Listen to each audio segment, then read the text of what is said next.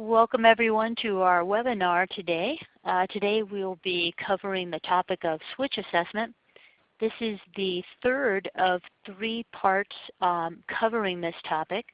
We talked specifically in previous webinars about switch assessment for people who have increased muscle tone and then switch assessment for people with muscle weakness. Today we're going to turn our focus to those clients that are really difficult to engage, and how do we really dig in there and figure out what type of switch to use, where to put it. How do we start on that journey of using that switch with these difficult to engage clients? So that's what we'll be talking about today. I hope you're on the right flight. We have a large group with us here today, and I'm trying to make sure that we have plenty of time for questions. At any time you have any questions or comments, feel free to pop those into the chat box. I'll be getting to those as we move along. If you've put in a question and see that I haven't answered it yet, hang on.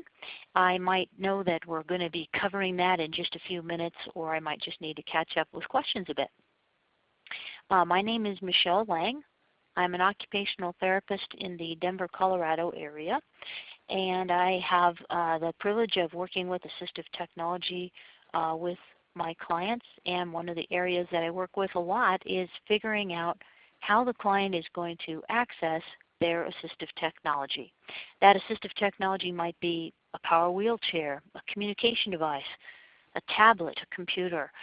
But whatever it is, that device needs to be accessed.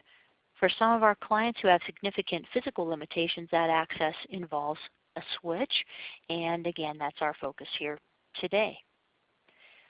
So we're going to tackle this subject by looking at the client who's not engaged in this process. That involves looking at why. What's the cause of that? Why is the client not engaged? What might motivate this client? And then how can we get in there and intervene? We're going to spend a great deal of this webinar on some case studies because it's really easiest to illustrate this by looking at some specific cases. These cases might be similar to some of your own.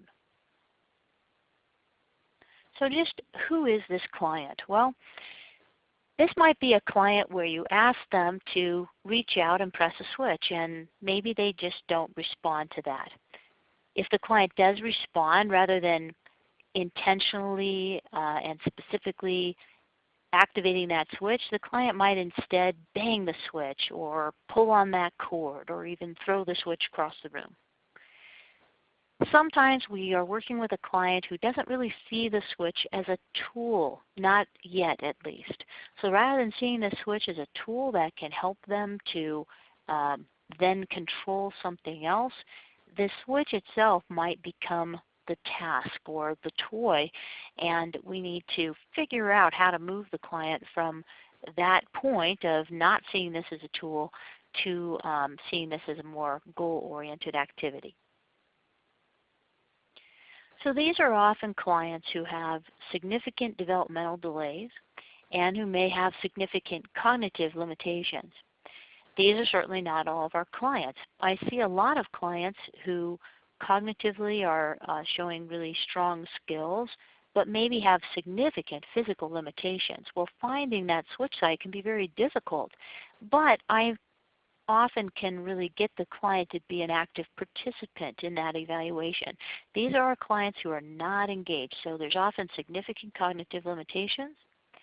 These might be clients who also have very limited vision, who might have a lower level of alertness, perhaps clients that are experiencing a lot of seizure activity or who have had a brain injury that's affecting their alertness level. This may include clients who don't really trust us very much. A lot of our clients have a lot of medical appointments, and some of those medical appointments aren't too fun. It's not real fun when you have a lot of people poking, prodding, and injecting you or doing other yucky medical procedures. It's important that we ensure our clients that we're not going to do anything yucky to them. Some of our clients also get very over-therapized. This client's had so much therapy that anything we ask them to do becomes something they just have to get through so that they can go home. So I might be doing this because you want me to. And I may not see, again, that switch as a tool. It's rather just something you're making me do.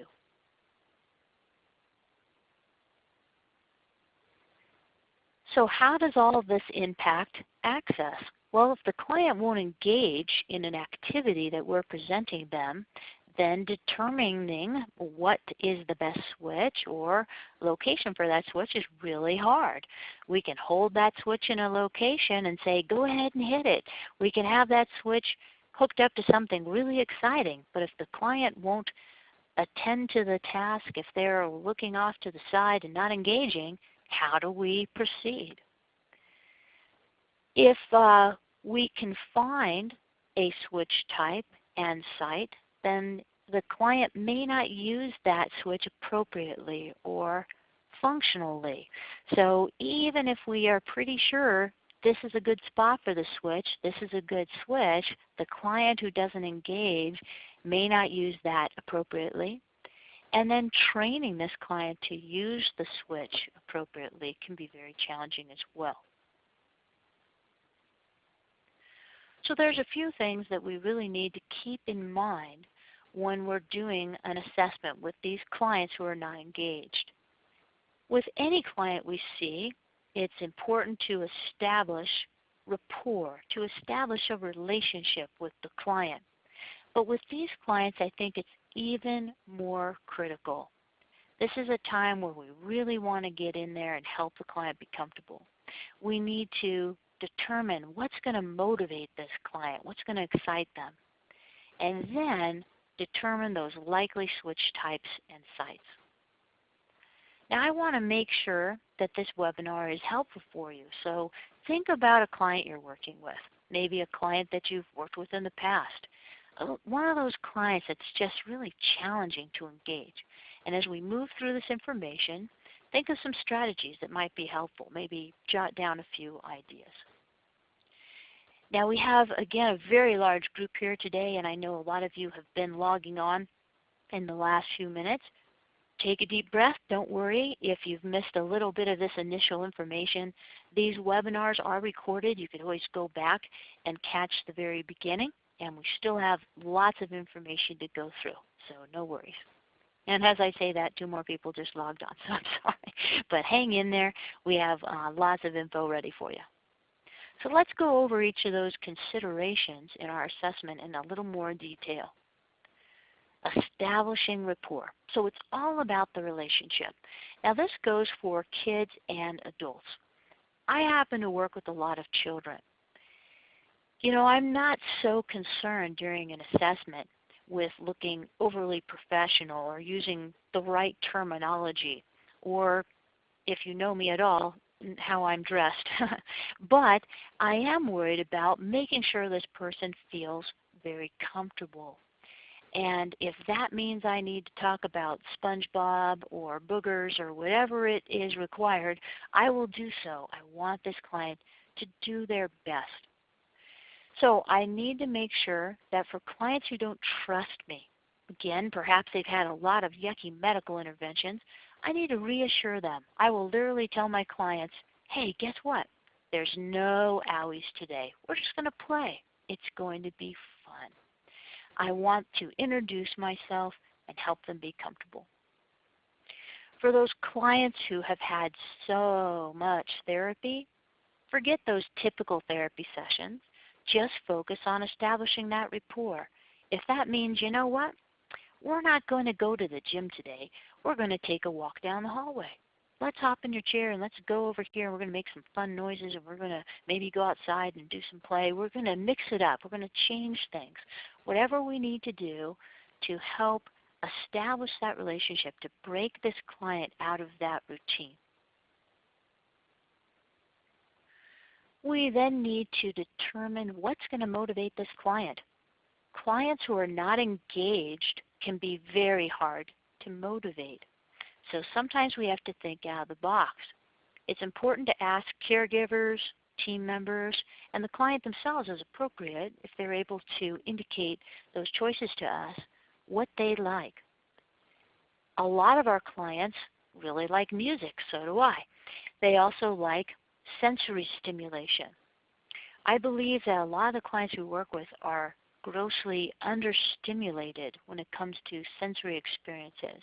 They might be limited in their ability to move about their environment, to interact with their environment, to reach out and touch things, mouth things, bang things, and so haven't had a lot of sensory input. A lot of our clients are motivated by jokes, toy cars, videos on that iPad, balls, bubbles, social interactions. It depends on that person. If you're a parent, think about your own children. Perhaps you have a child that's really motivated by anything that has to do with dinosaurs, and another that really just wants to have you give her a pedicure every day or a manicure. We have different preferences, different interests. It's important that we take time to figure out what is interesting for our client. How can we build that into the task to engage them? Once we have established that rapport and we've determined those motivators, then we can bring in that switch. When that client hits the switch, we need to make sure they get a fantastic response. I'm a big fan of only having the switch in its location, in its identified location, when I know that every time the client hits it, something's going to happen. The switch doesn't even have to be plugged into something. Just make sure that something awesome happens when the switch is hit. If the switch is not going to be used at that moment, if I don't have time, I'm talking to someone else now, I can't respond when my client hits a switch, I'm going to move it out of the way. When it's in position, something great happens. So this is a picture of Maddox. Perhaps if I don't have that switch plugged in yet, I might even just give him a couple simple choices. Maddox, do you want to spin around in your chair? Do you want Mom to kiss you? Do you want to spin around in your chair? Do you want Mom to kiss you? When he hits that switch, boy, I don't just slowly turn him around. It's like, whoa, let's turn around in your chair, let's go. And I'm moving him around his chair, maybe making car noises. And if his mom is going to kiss him, she makes a big deal about it and kisses him all over his face, and he laughs and loves it, so that he gets a really cool, awesome response.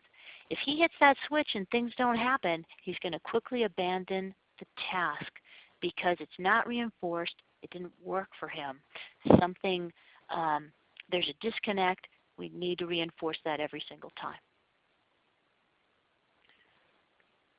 Okay, so what we're going to do is explore these basic concepts of involving these clients through some specific case examples. So we're going to talk about Alexi, Tommy, and Rachel. And again, if you have questions as we move through, feel free to type those into the box. We'll have hopefully time at the end to do so as well. So when I first was working with Alexi, I was 10 years old and was 3 years post-traumatic brain injury. He has very low vision. His hands are very hypersensitive. And he wasn't too keen on seeing me. Now, the initial goal when Alexi was first referred to our clinic was communication. Alexi's nonverbal, and we wanted, the people who referred him wanted to get him going with a communication device. But he didn't have any access. He was a very overwhelmed, overstimulated, anxious little fellow, and we decided to downshift and find a switch site first before we tried to hook that switch up to anything else. I didn't know where we were going to put a switch, what type of switch we were going to use, and it took a while. The first thing I needed to do was establish rapport. Alexi became agitated very, very easily. This is really common with people who have traumatic brain injury. These clients can be either very withdrawn at times, and that can sometimes be due to sensory overstimulation, or can be very agitated, and sometimes we kind of have a happy medium in between. Alexi tended to be agitated a lot of his time. One of the things that set off a lot of agitation for him was going to any type of appointment, because he had a lot of appointments he went to and he didn't like any of them.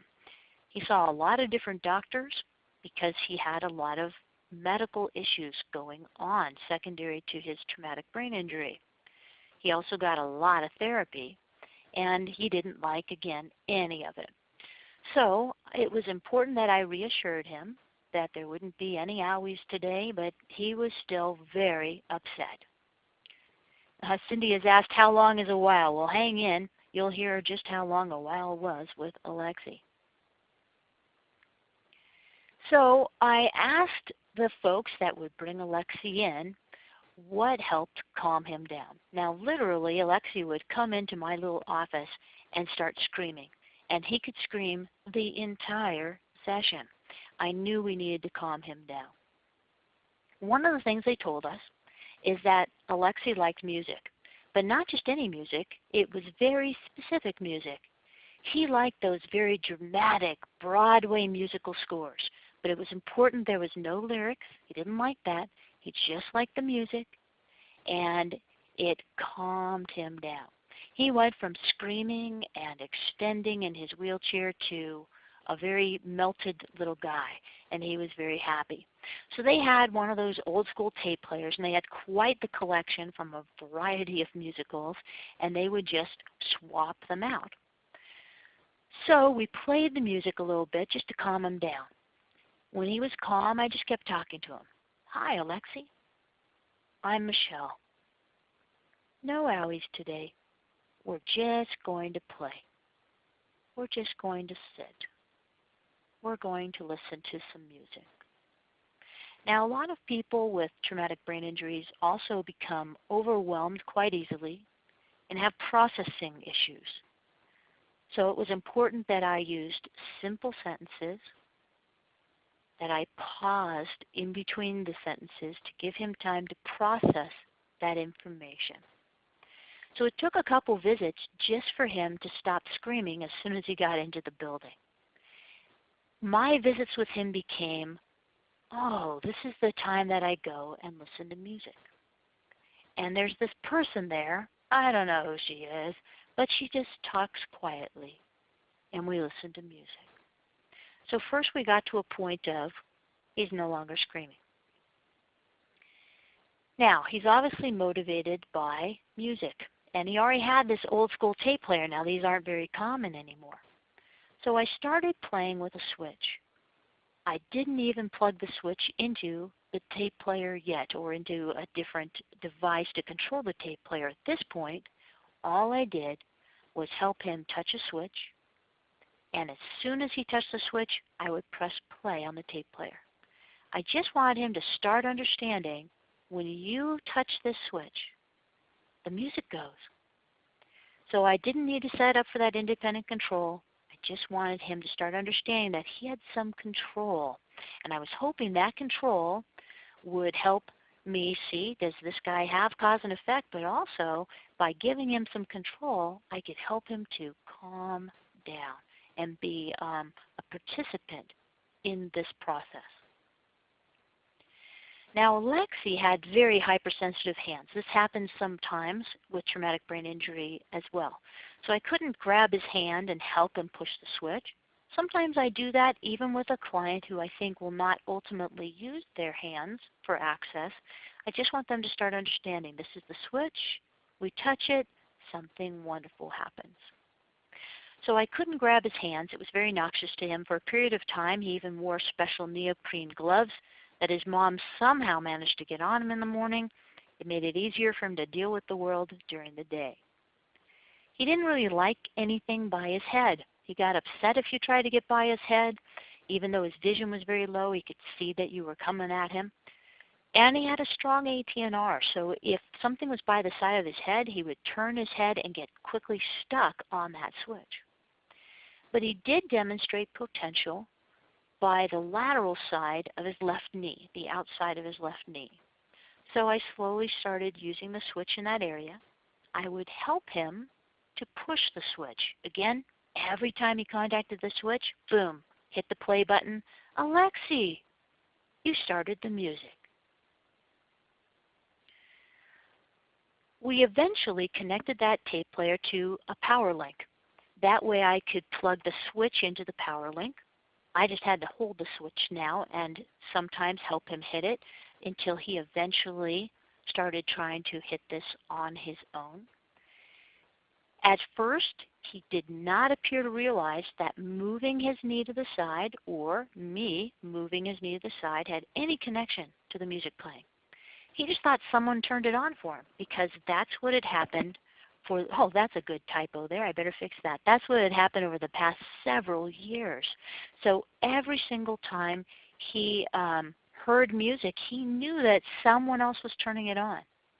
What was his activation method in the past? Well, yelling.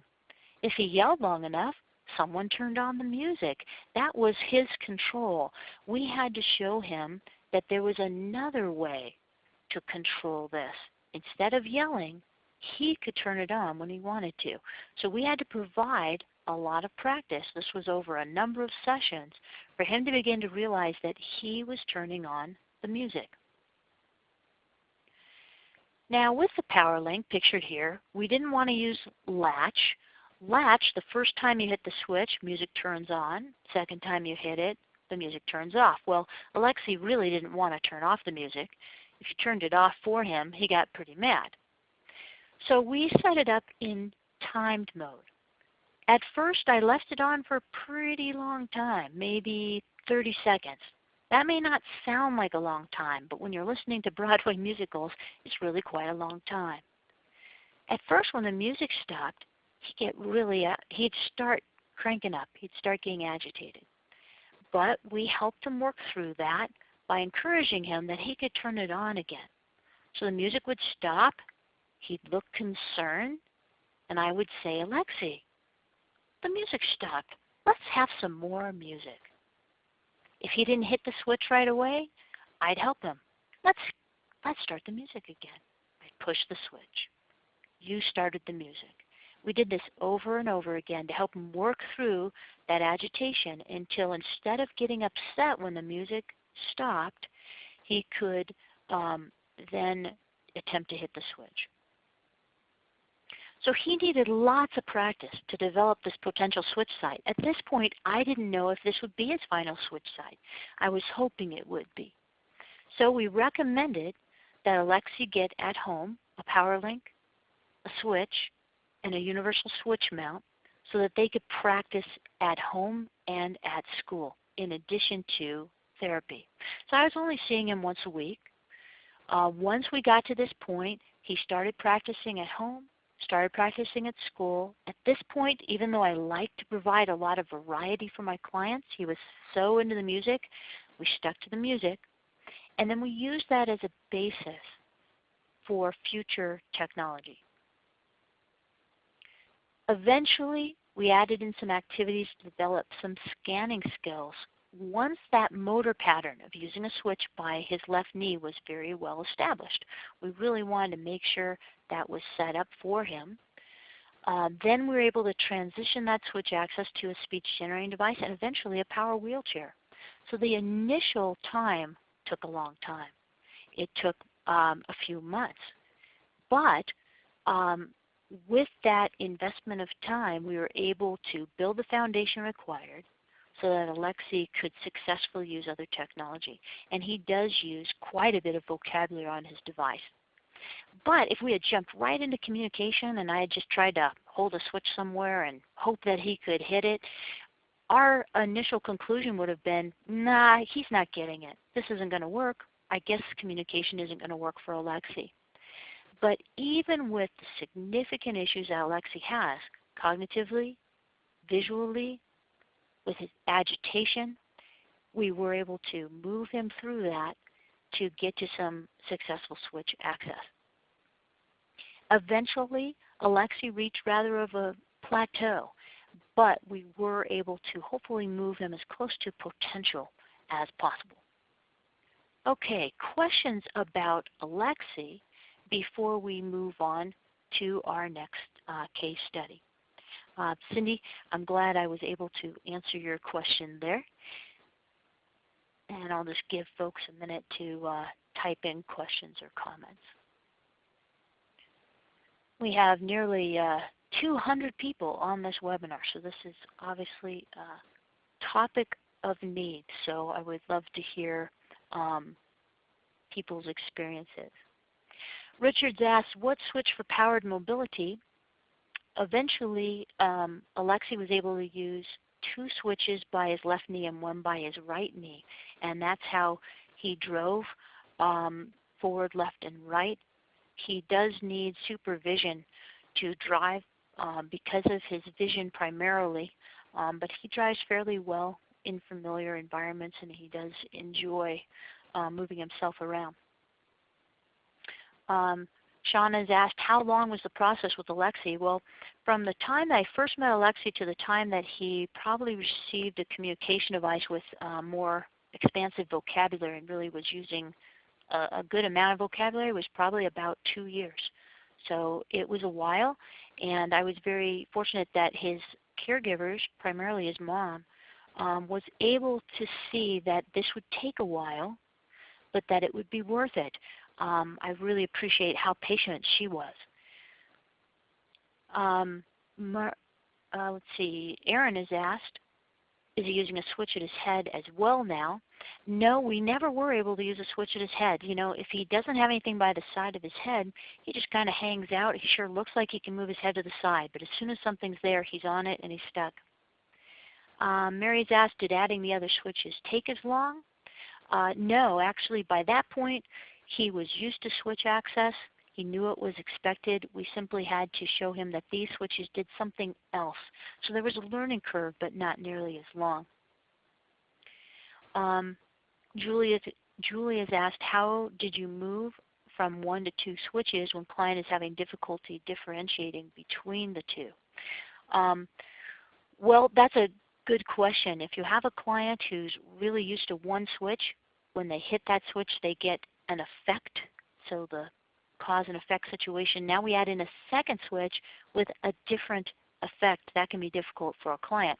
I think it's important that we really firm up that first switch site so that the client has very, very good skills motor-wise and conceptually of that switch. I would try using that same switch, that initial switch, to control more than 1 item so that we're kind of expanding on that cause and effect before we bring in a second switch. I hope that's helpful. That's a kind of quick answer there. Linda has said, you have validated my belief that establishing a consistent switch site is critical for this population. Thank you. Yeah, I think it's easy to just keep moving the switch around, and sometimes if we have reason to think that this seems to be a good switch site, we might have to stick with it for a bit, particularly with a client like Alexi where we have developmental issues, to give the client a chance to master that. Cindy has said, it's so encouraging to hear a positive result, the time needed to explore the switch access and use. Yeah, sometimes it just takes a while. Kim has asked, how do you begin teaching scanning skills? You know, that's a great question. In our next series of that I'm doing with ABLENet is actually called Developing or Building Switch Skills.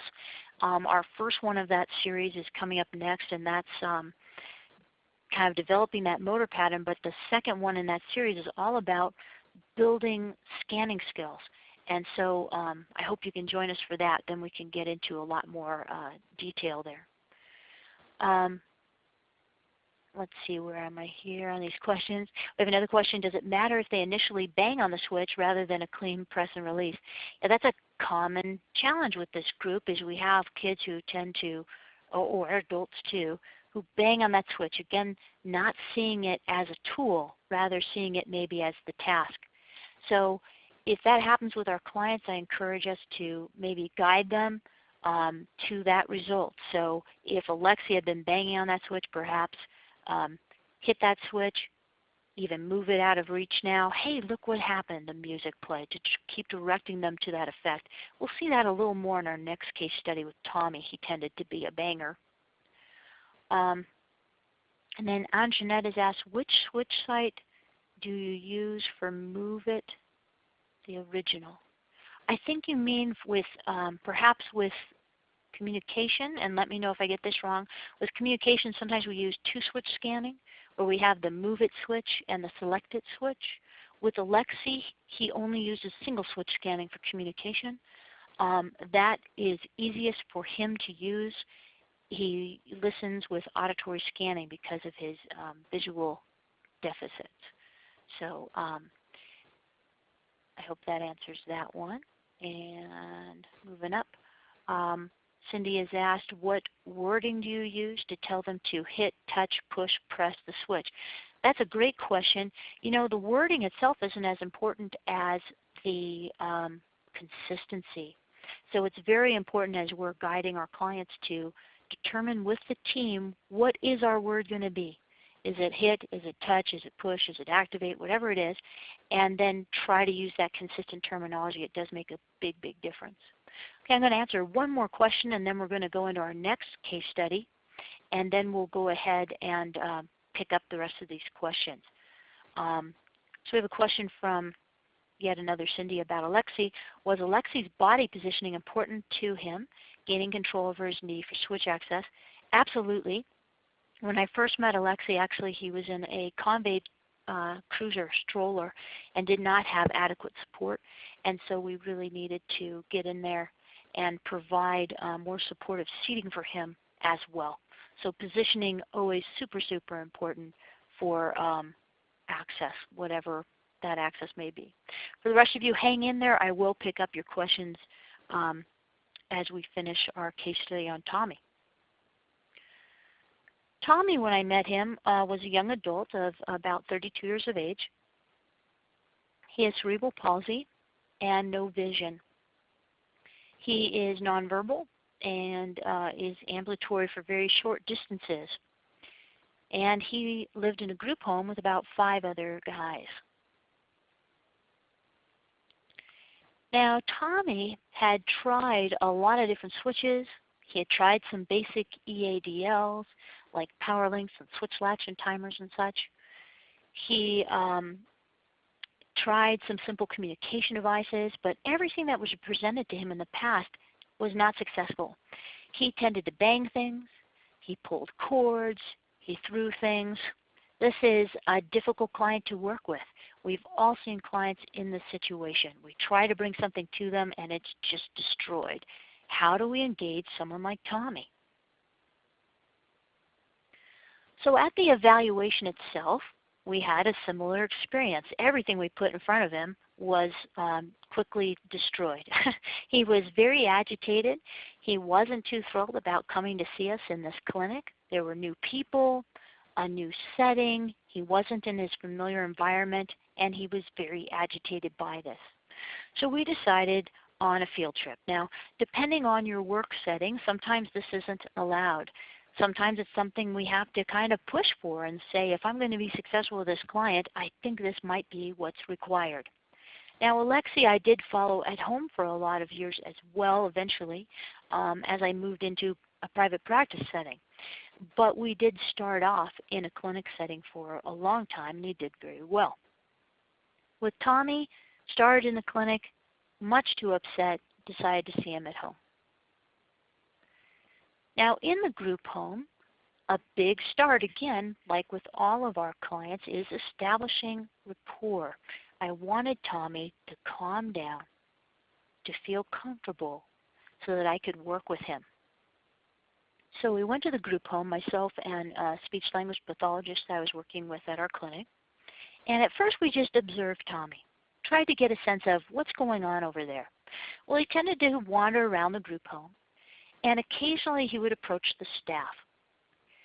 We asked, how does he indicate that he needs something? Well, the staff said that he only came to them when he needed assistance in toileting and assistance in turning on his music. Tommy was continent, but he needed help with his clothing.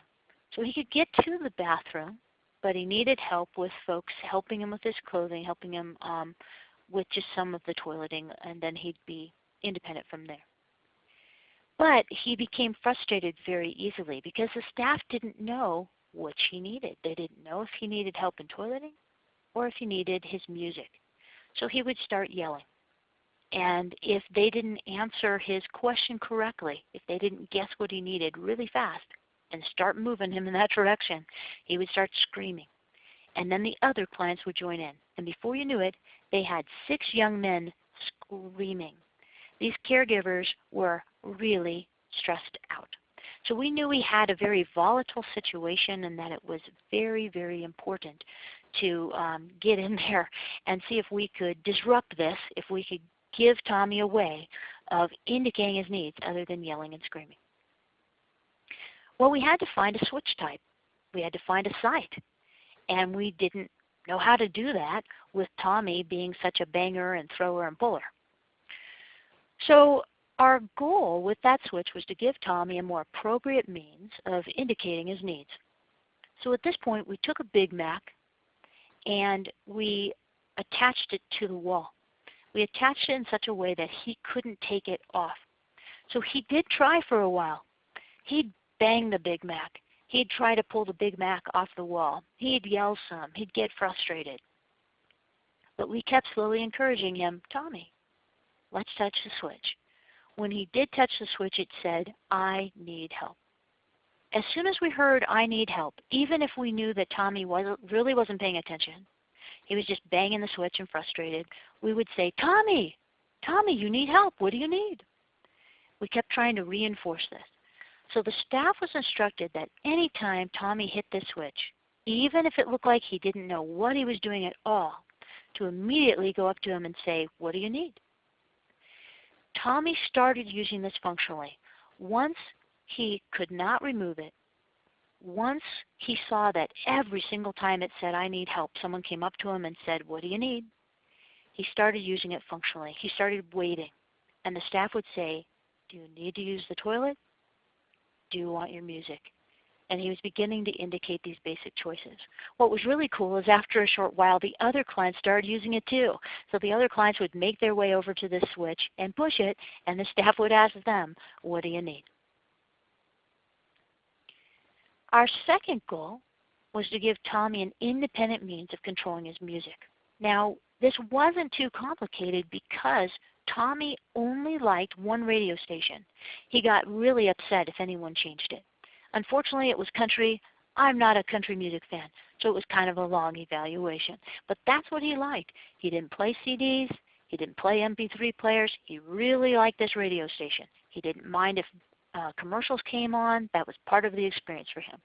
He'd get really mad if someone messed with this. He didn't need control of the volume. He had cranked up the volume so much in the past that the neighbors had called the police, so we didn't want to give him that ability. The stereo was on top of a dresser in his room. It was a pretty tall dresser. This was very intentional.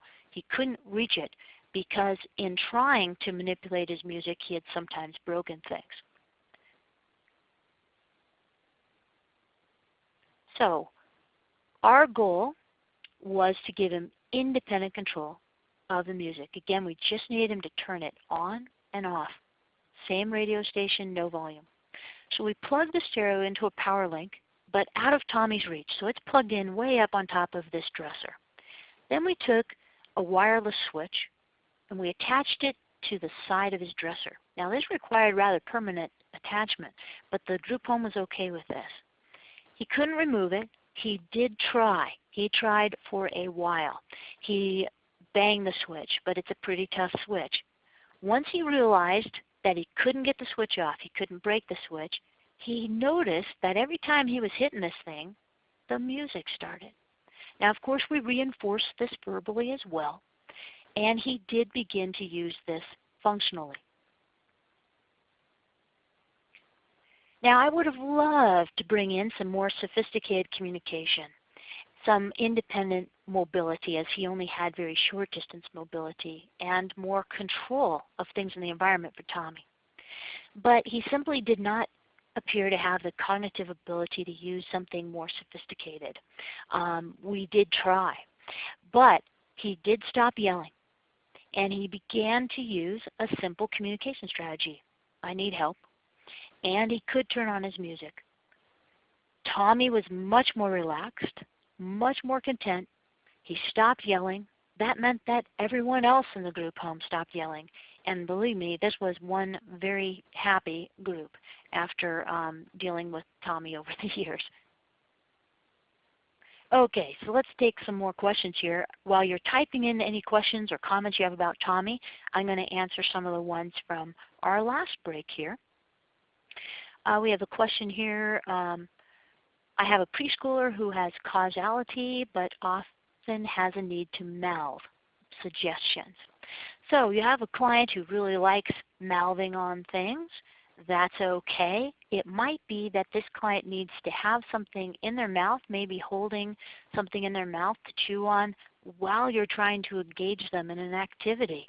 It might be that the stress of what you're asking this client to do is making them really need to chew on something even more so than usual. We might even be able to use that as a motivation and give them the choice with the switch of, would you like your chewy, or would you like to do something else? Cheryl has asked, how big a problem was Alexi's low vision? Well, with Alexi and Tommy, in both situations we have a very impaired vision situation. This is the case actually with all my case studies today. I think that we can still very much build in switch access and cause and effect even without vision. Now we may not have as much visual input in terms of the client seeing the switch, so it's important that we direct the client to the switch, say this is where the switch is, let me help you find the switch, and make sure there's adequate tactile and auditory feedback, that the client can feel the switch, that they can hear that click. I really like switches that have a nice loud click, especially for clients that don't have a lot of vision. Aaron's asked, when is that series for the building switch skills? Hey, Kristen, if you could maybe get in the chat box and list out the dates for those series of 3 for building switch skills, that would be awesome. Rajul, I hope I'm saying your name right, has asked, if the goal is for the person to answer yes and no, would you recommend using a preferred song for yes and dislike song for no? Well, that's a good question. It really brings in, how do we provide choices for our clients? Personally, and I'm an OT, I'm not a speech language path. There's a lot of folks on here that can answer this better than I.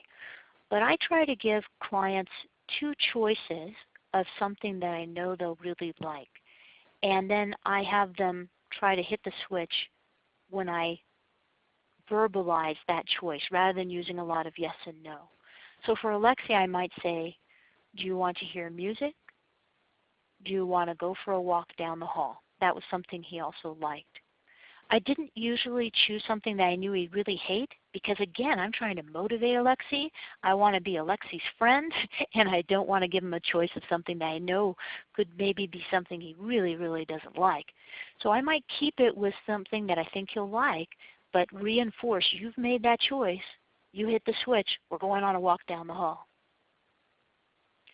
And then Philip has said, what did the process look like that helped you identify Alexi's left knee being the best site for switch placement? Well, in general, as I mentioned before, I knew his hands would not be a good option. He doesn't have a lot of good control over his hands anyway, but very, very hypersensitive, so that wasn't a good choice. And strong ATNR by his head, very agitated with things by his head.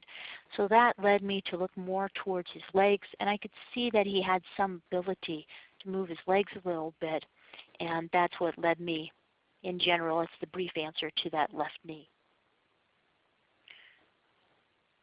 You guys have such awesome questions. Cindy has asked, I have a student who spends the majority of his day reclined in a chair, not a wheelchair. Well, I'm assuming there's a question there, Cindy.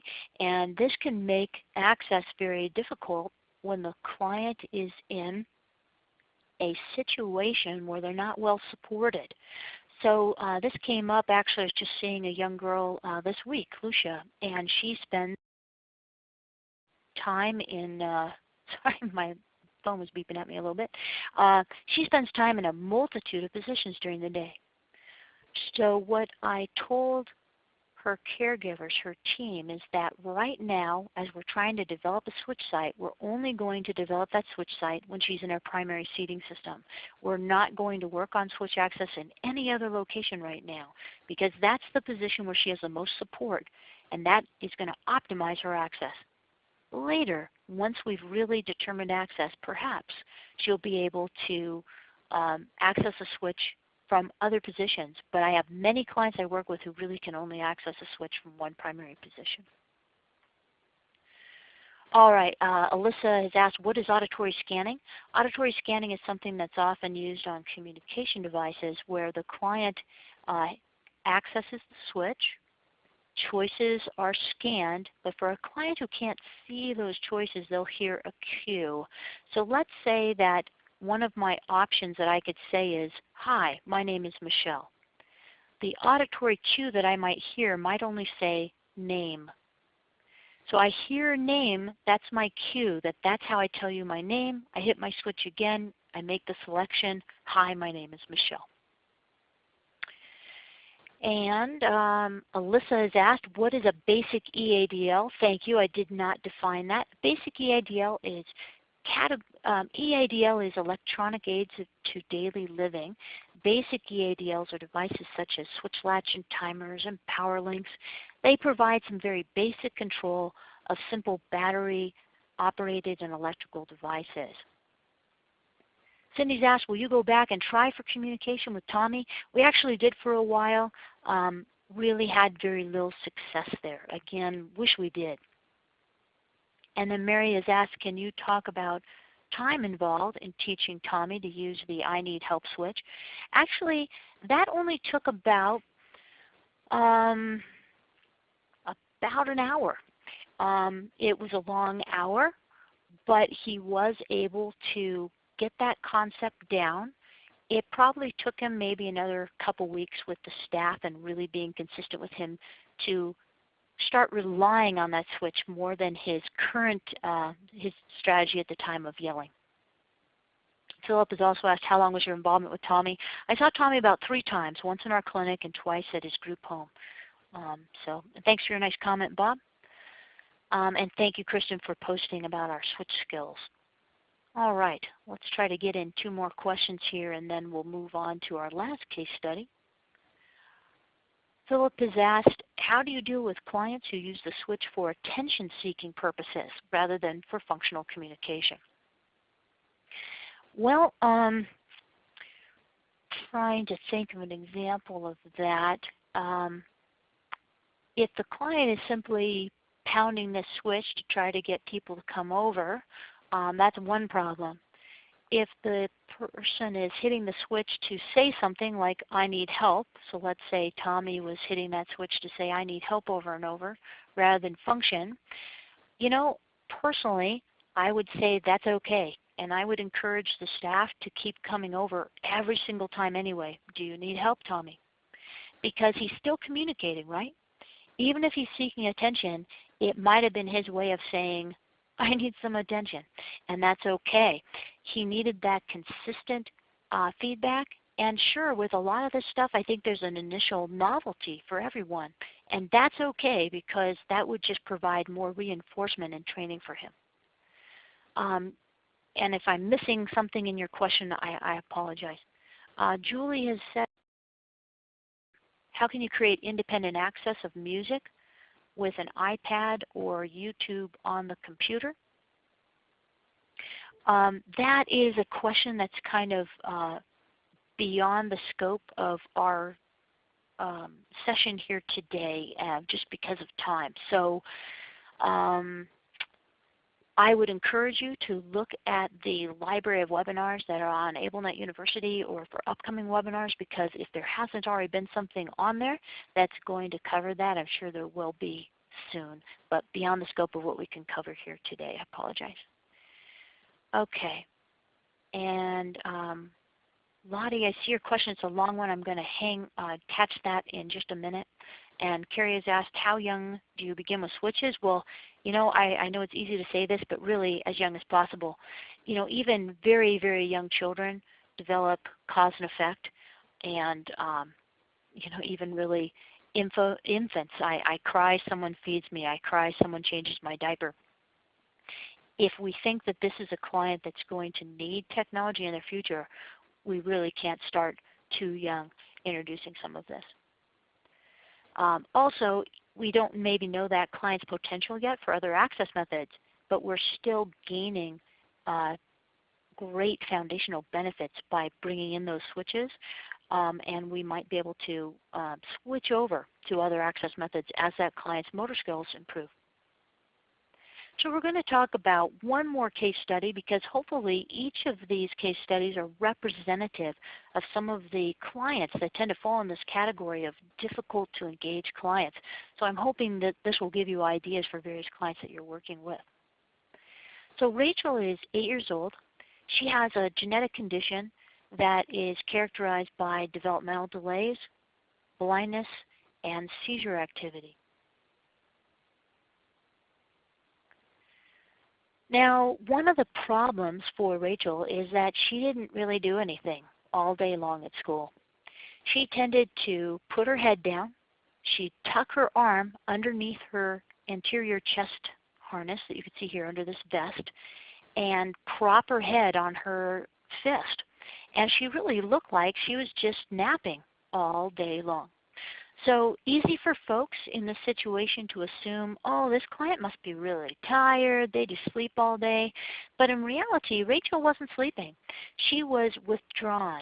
Sometimes we might hear the term sub-aroused. This happens with some of our clients.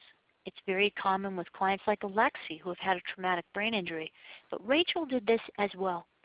Oftentimes, at school, with all the chaos of a busy elementary school classroom, she would become overwhelmed. There was just too much stimulation, and she would really check out.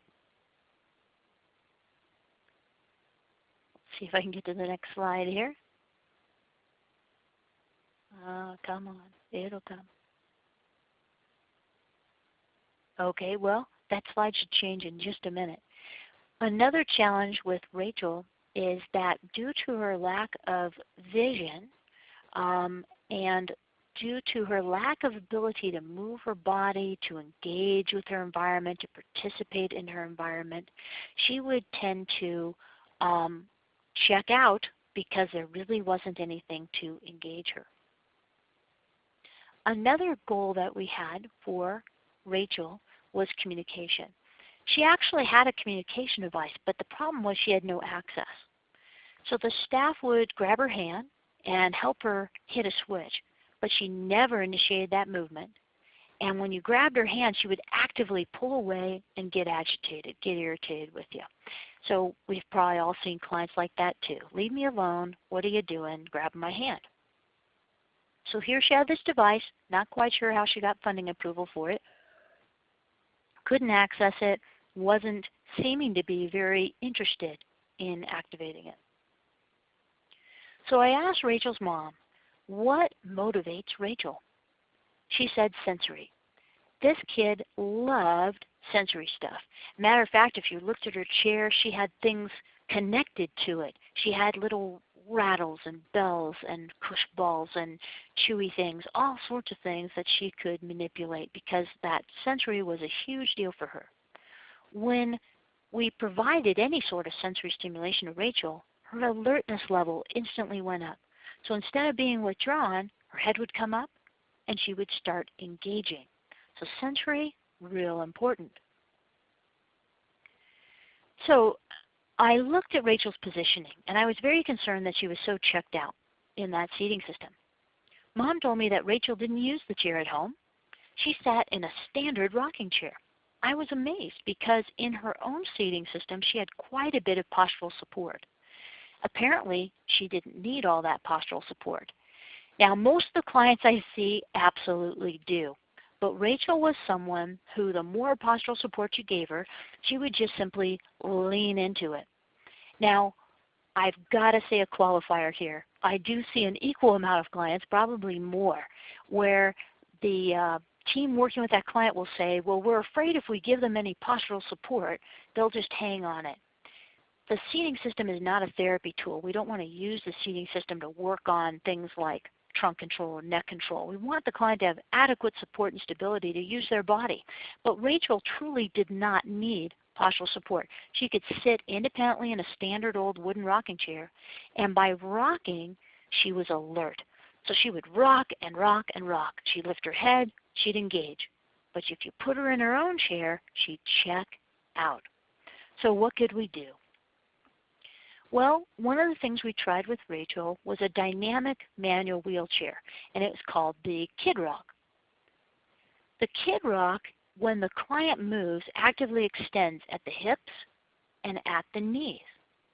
Now, Rachel didn't quite get this at first. We had to move it for her. We would pull back on the handle and move this into a slightly more extended position over and over and encourage her to get into that movement, to use that dynamic component. It took her a little bit to catch on, but once she did, whoa, she was happy. Her head snapped up. She started grinning, like, I can move in this thing, and she started. So she started rocking in the system. Now sometimes I use this system more for kids who tend to extend because it helps absorb that extension force and reduce tone. But for Rachel, it was for sensory reasons.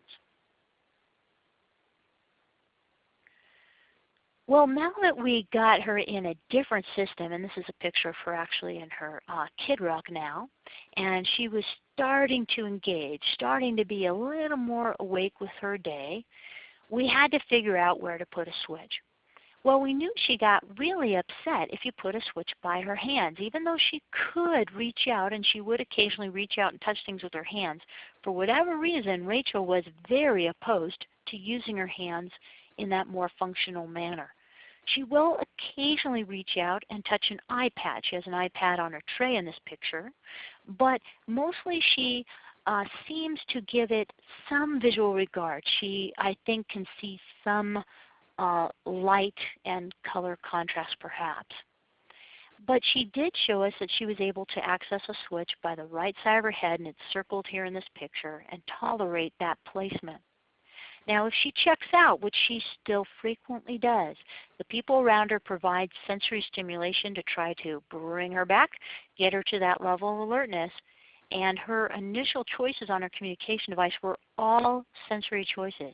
So she didn't have vocabulary that said, hi, my name's Rachel, I like this, I don't like this. Her choices were all cush ball, rub my back, rattle the bells, whatever it was, because that's what was motivating for her and convinced her that it was worth her time to be alert and to engage. So she still has a lot of withdrawn times during her day. I wish she did not, but she does. But she has sensory choices around her. A lot of them are within her reach.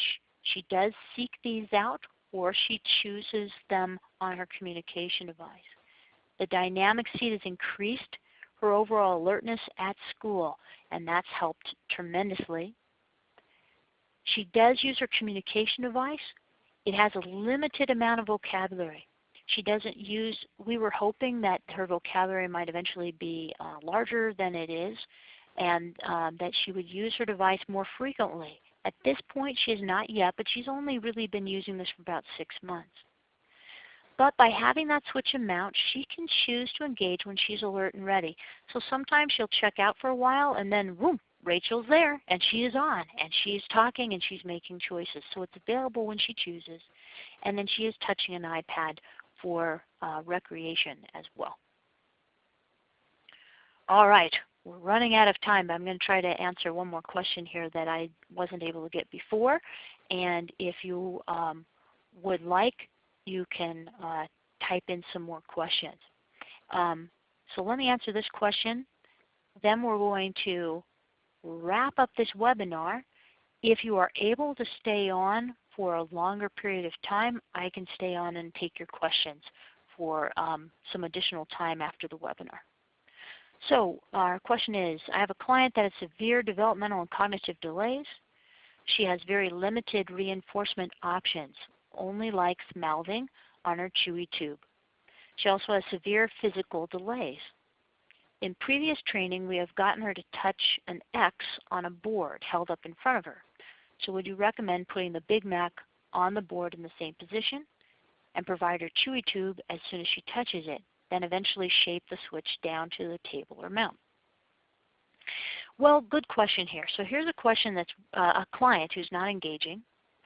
One of the things that seems to motivate her is this chewy tube. That might be the only thing that seems to motivate her. So not a lot of reinforcement options like you're saying. You were able to get her to reach out and touch an X. Now the trick is that may not be a reflection of her access. That might be more of a reflection of, I see a stimulus in front of me and maybe I'm reaching out to see what happens when I touch it. What you could do is put a switch, maybe a pretty universal size switch like a jelly bean, where you think she might be able to hit it. Use some hand over hand to get her started, and give her choices. I would give her a choice like, do you want your chewy tube? Do you want to maybe spin in your chair? Maybe move her around slowly in circles in her chair if that's something she might like. That's also sensory input. Give her plenty of time in between the choices to process that. And if she makes a choice, if she starts moving towards that switch, help her out, help her hit the switch, and give her that reward. If she's not making those selections, she's not reaching out, you could encourage her, say, you know what, let's choose this one. Help her reach out and provide that reinforcement so that she starts understanding when I'm hitting this switch, this is happening. Maybe before, if she's not even ready for two choices, if you just start with the chew tube, you can just say, hey, if you want the chew tube, whatever word, vocabulary you use for that, hit the switch. Every time she hits that switch, give it to her. If she's not hitting the switch, help her hand over hand, hit the switch. Oh, you want this chew tube? Here you go. Until you start developing that cause and effect. Okay, so before I get to the other questions, since we're at the top of the hour, I want to say just a couple more things, and I'm sorry we're a little late. There are some switches out there that are designed to engage these clients. They have lights and buzzers and vibration and texture. But I would recommend that you use these with caution, if at all, because the switch is so engaging, it often becomes the task rather than the tool. We want the client to focus on what happens when they hit the switch, not what happens with the switch itself, but the switch, how it is controlling something else. Encourage you to think of those clients you're working with and which of these strategies might be helpful. Maybe jot down some ideas. And here's a quick take-home message as well. So for those of you who need to leave, I thank you very much for attending our session here today on behalf of myself and on behalf of AbleNet. And I hope you can join us for our Switch Skill Development series that's coming up. For those of you who are able to stay on, I can stay on a little longer and answer questions for you. So I'm going to go ahead and do that. Again, for those of you who need to leave, that's fine. Thanks very much. Okay, Cindy has asked, I have a question that banged on a switch at school to activate the computer with cause and effect songs. He now has a Nova chat and was evaluated for both switch and key guard. He is visually impaired. I'm not sure which would be best. He has had exposure to auditory prompt on 4-button device. I tried both options and didn't see that one was necessarily better than the other. Well, again, without seeing the client, always a little difficult to give you a real firm answer there, Cindy. But what I would suggest if he has some visual impairments is that you might want to start with the switch with some auditory feedback. So that auditory scanning, and just see how he does. If he develops some real consistency with that vocabulary, you think he's really choosing what he needs to, see if you can expand that vocabulary. If he's visually impaired, the challenge with a key guard is that chances are he will only be able to see so many choices on that device. And hopefully you'll get to a point where his vocabulary needs outstrip his visual capabilities, and so the switch might be more effective for him. So I hope that is an accurate answer for your situation there. All right, Miriam has asked, if you only have one switch, how do you give them two choices? Well, let's say with Rachel, if I had the switch by the side of her head and I said to her, Rachel, do you want the cush ball or do you want me to pat your back? I would simply say each of those choices to her, or they could be programmed into a device.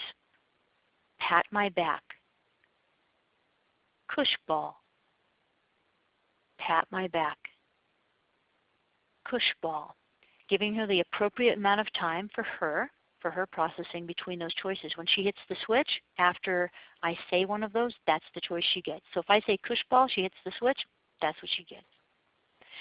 Susan has said, I have been hearing at seminars recently that when using switches, either for communication or to activate a tool or action, we should avoid using the terminology hit the switch or touch the switch, and instead say, for example, turn on music or turn it off, or I want that, etc.